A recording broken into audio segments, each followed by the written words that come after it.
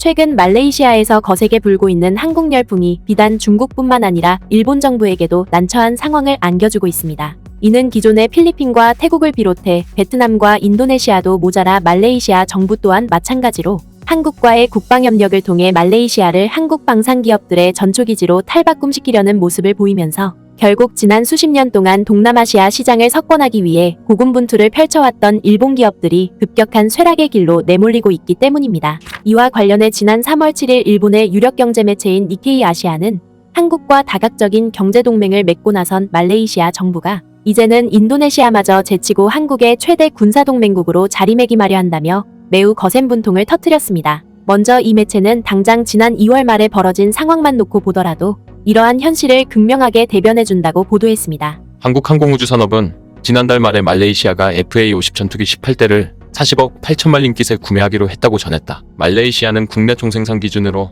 동남아시아 국가연합 회원국 중 무기에 대한 지출이 가장 적은 국가 중 하나이지만 스톡홀름 국제평화연구소의 보고서에 따르면 말레이시아는 2017년부터 2021년까지 20억 달러에 달하는 군사장비를 구매하면서 한국 방위 산업의 최대 고객이 되었다. 2015년 이후 한국은 주요 글로벌 무기 공급국으로 부상했으며 또한 지난 5년 동안 말레이시아의 최고 공급국 중 하나가 되었다. 실제로 일본 매체인 니케이 아시아는 말레이시아 국립대학에서 국제관계학 및 전략연구를 가르치고 있는 후 치우핑 박사와 가진 인터뷰에서도 이를 여실히 확인할 수 있었다고 보도했습니다. 이는 현재 한국의 방산기업들이 다른 경쟁업체보다 동남아시아에서 절대적인 우위를 점하고 있다는 것입니다. 후 박사는 방위산업 협력을 통한 높은 수준의 전문성과 품질을 비롯해 기술 이전 의지 때문이라고 설명했다. 한국과 인도네시아는 동남아시아에서 처음으로 방위산업 협력에 서명했다. 이것은 태국이 한국과 같은 일을 하도록 자극했고 현재 필리핀과 말레이시아가 그 뒤를 이었다. 특히 이 매체는 그중에서 지난해 4월에 한국과 방위산업 협정을 체결한 말레이시아가 가장 적극적인 움직임을 보이고 있다고 보도했습니다. 그도 그럴 것이 이 매체는 말레이시아와 더불어 동남아시아 국가들이 나날이 높은 경제성장을 달성함에 따라 자국의 안보 강화를 위해 군사비 지출을 계속 늘려오고 있는 상황이라고 보도했습니다. 그러면서 이 매체는 자국의 국방력을 강화하려는 이들 동남아시아 국가들에게 가장 눈에 띄는 국가는 다름 아닌 한국이었다고 보도했습니다. 실제로 일본 매체가 스톡홀름 국제평화연구소의 자료를 토대로 작성한 데이터를 자세히 보면 2002년부터 한국제 방산무기를 꾸준히 구매해왔던 동남아시아 국가들이 2017년에 이르러서는 다른 국가들을 제치고 한국제 방산무기를 가장 많이 구매하는 국가로 자리잡고 있는 사실이 매우 구체적으로 잘 나타나 있습니다. 뒤이어 일본 매체인 니케이 아시아는 말레이시아 전략문제연구소에서 선임연구원으로 활동하고 있는 토마스 다니엘 박사와 최근에 가진 인터뷰를 통해서도 이러한 맥락을 자세히 살펴볼 수 있었다고 보도했습니다. 이는 중동과 유럽연합에서 한국제 방산무기에 대한 선호 열풍이 해가 갈수록 거세게 불고 있는 만큼 말레이시아를 비롯한 동남아시아 국가들이 이러한 대열에 동참하는 것은 응당 자연스러운 일이라는 것입니다. 그는 폴란드가 직전에 대량의 제트기를 비롯해 탱크 및 자주포를 주문했다고 언급했다. 한국은 거의 1000대에 달하는 K2 전차를 요청받았는데 이 중 180대는 한국에서 만들고 나머지 800대는 폴란드에서 생산할 예정이라고 그는 말했다. 또한 다니엘 박사는 한국이 점점 중요한 방위장비 공급 국가로 급부상하고 있고 이에 따라 한국의 방위산업은 그 자체로 비약적으로 성장했다고 말했다. 하지만 일본 매체는 다니엘 박사와 가진 인터뷰에 따르면 오늘날 한국의 방위산업이 세계 인류로 급성장하게 된 것은 단지 우연에 의해서 이루어진 일이 아니라고 보도했습니다. 바로 지난 수십 년 동안 북한과 중국 등 국경을 마주한 국가들로부터 늘 끊임없는 위협에 시달려왔던 한국 국민들이 국방 강화를 위해 아낌없는 노력을 펼쳐왔기 때문에 오늘과 같은 위상을 누릴 수 있게 됐다는 것입니다. 한국에 대한 지정학적 및 국내적 우려는 방위산업을 추진하는 데 큰 도움이 되었으며 자연스럽게 무기 수출이 뒤따랐다. 한국이 이 분야에서 어떻게 입지를 굳히게 됐느냐는 질문에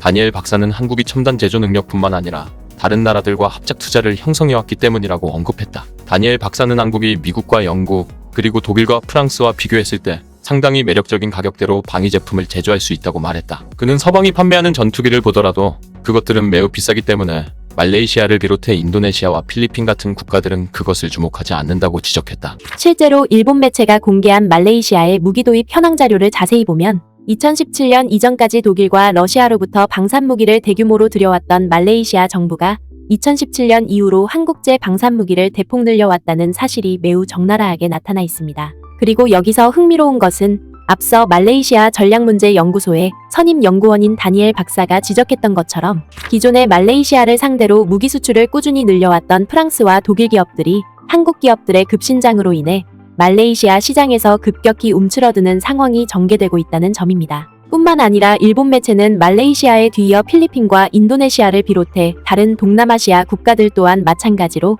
2017년 이후부터 한국제 방산무기를 대거 도입해왔다고 보도했습니다. 그도 그럴 것이 스톡홀름 국제평화연구소의 자료를 토대로 일본 매체가 공개한 데이터를 보면 필리핀과 인도네시아는 물론이고 태국과 베트남을 비롯해 미얀마와 말레이시아에 이르기까지 동남아시아 각국이 최근 들어 한국제 방산무기를 대규모로 도입하고 있음이 상당히 구체적으로 표시되어 있습니다. 특히 이 매체는 한국항공우주산업이 2013년부터 생산해온 FA-50 경전투기만 하더라도 말레이시아 정부가 왜 그토록 한국제 방산무기에 각별한 애정을 쏟는지 잘 확인할 수 있다고 보도했습니다. 이는 품질과 가격적인 측면에서 FA-50 경전투기를 따라갈 만한 제품이 없다는 것입니다. 이 전투기는 전술 데이터 링크와 정밀 탄약 및 자기보호 서브 시스템을 갖추고 있으며 나토 시스템에도 쉽게 통합될 수 있다. 한국은 점점 더 많은 나라들에게 그것을 제공하고 있다. 말레이시아는 FA-50 구매에 대해 구체적으로 밝히지 않았지만 이번 계약의 구매 단가는 약 5천만 달러로 미국이나 유럽의 동국 기종에 비해 절반도 되지 않는 것으로 알려졌다. 또한 일본 매체인 니케이 아시아는 말레이시아 정부가 당초 인도로부터 테자스 전투기를 도입하는 계획을 철회하고 FA-50 경전투기를 도입하고 나선 것은 또 다른 결정적인 이유가 있었기 때문이라고 보도했습니다. 말레이시아 국립대학의 후 박사는 이번 거래가 양국의 방위산업 협력이 적용될 것이기 때문에 인적 자원과 조직 구조 등과 같은 일부의 기술 이전이 이어질 것이라고 믿고 있다. 이를 달리 말하면 그동안 말레이시아 정부가 인도와 있은 전투기 도입 협상에서 기술 이전과 방위 협력을 꾸준히 요청했음에도 불구하고 인도 정부는 줄곧 이를 외면해온 반면에 한국은 앞서 폴란드와 이집트를 상대로 맺었던 방산협력과 마찬가지로 말레이시아를 상대로도 기술 이전과 현지 생산을 비롯한 다각적인 방산협력을 추진함으로써 말레이시아 정부의 마음을 한 번에 사로잡았다는 것입니다. 뿐만 아니라 이전에 말레이시아 정부는 인도로부터 테자스 전투기를 구매하는 대신 자국의 주력 수출품인 파뮤를 인도에 수출하려는 전략을 내세웠지만 이는 결과적으로 말레이시아의 국방력 강화에 아무런 도움이 되지 않는다는 사실을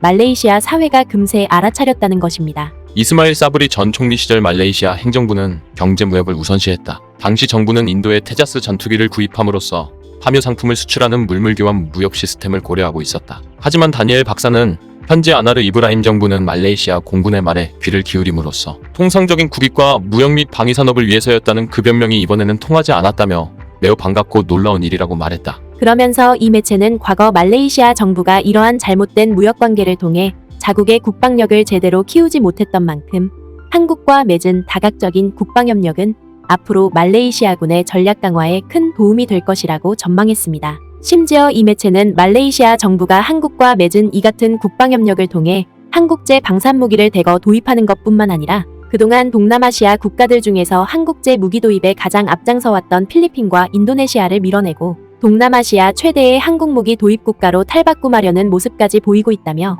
동남아시아에서 불고 있는 한국 방위산업의 맹렬한 인기 열풍에 큰 부러움을 나타냈습니다. 따라서 일본 매체는 동남아시아를 비롯해 유럽연합에 이르기까지 오늘날 증대되고 있는 중국과 러시아의 안보 위협과 지정학적 리스크에 맞서 세계의 수많은 국가들이 한국제 방산무기 도입에 혈안이 되어 있는 만큼 오늘날 국제무대에서 존재감을 급격히 상실하고 있는 일본 정부가 이를 간단하게 여겨서는 안 된다고 지적했습니다. 결국 일본 매체의 이러한 보도는 주변 국가들에 의해 끊임없이 벌어지는 무력 도발에 맞서 당당히 자주국방에 매진해왔던 우리의 기상이 오늘날 세계의 많은 국가들에게 든든한 버팀목이 되어주고 있음을 매우 사실감 있게 대변해주고 있습니다. 구네스북 영상을 재미있게 보셨다면 구독과 알림 설정 부탁드리겠습니다.